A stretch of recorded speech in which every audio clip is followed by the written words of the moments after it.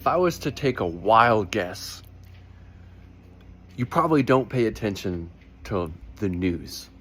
Mainstream media. They got Trump derangement syndrome. They all got agendas. Right?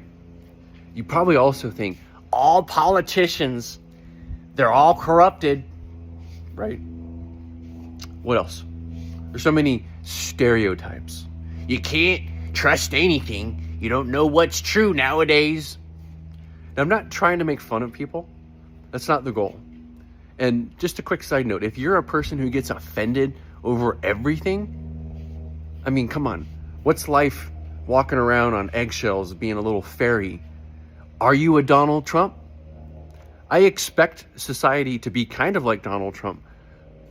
But guess what? You know what's more manly and more mature is to not take everything so personal.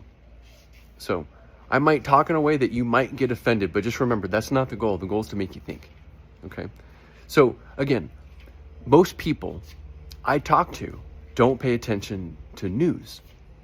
That's why I say, let me guess, you probably don't. Like, a good example of this, for a good decade, I listened to Joe Rogan.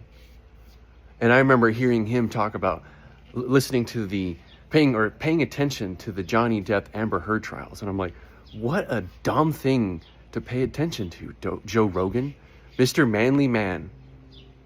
And at the same exact time, you know what else was going on? The January 6th committee hearings. What's more important, Johnny Depp and Amber Heard, or the greatest conspiracy that you've never heard about? The conspiracy, especially in Joe Rogan's eyes. Those of you who listen to Joe Rogan understand what I'm talking about. Okay? So Joe Rogan failed us.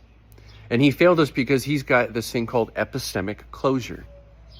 When you tune out an entire media ecosystem, you're not doing yourself any favors. Think about it. Joe Rogan left California and moved to the most liberal town in Texas and to a state that has marijuana as illegal.